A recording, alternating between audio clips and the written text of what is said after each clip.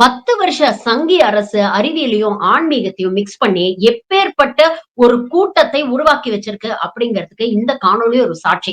சமூக வலைதளங்கள்ல வைரல் ஆயி இரு தரப்புல இருந்தும் கடுமையான விமர்சனங்களையும், பாராட்டுகளையும் பெற்றுக் கொண்டிருக்கிறது இந்த காணொளி. ஆப்வியஸா சங்கிகள் தான் பாராட்டுவாங்க. எதிர்த்தரப்பு விமர்சனங்களும் கடுமையாக இருக்கிறது. அதாவது ஆப்பரேஷன் டேபிள்ல பேஷண்ட்ட படுக்க வச்சு எல்லாம் பிரிப்பேர் பண்ணதுக்கு அப்புறம் சுத்தி வர மருத்துவர்கள் நின்னுகிட்டு கும்பலா தனவந்திரி மந்திரத்த சொல்றாங்க. இதற்கு சமூக வலைதளத்துல கடுமையா விமர்சனம் எழுந்திருக்கு. எனக்கு விவேக்கோட டயலாக் தான் ஞாபகம் வருது. 10,000 ஸ்பேர் பார்ட்ஸ்ல ஓடாத வண்டி ₹10 எலுமிச்சம்பழத்திலயாடா ஓடப் போகுது?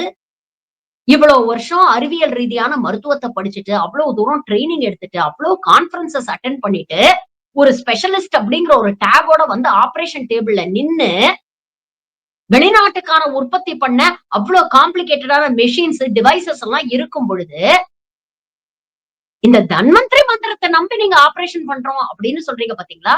இந்த கண்மூடித்தனமான மூட நம்பிக்கைய தான் நாங்க விமர்சனம் பண்றோம். விவேக் சொன்ன மாதிரி, இன்னும் எத்தன பெரியார் வந்தாலும் உங்கள எல்லாம் திருத்த முடியாது.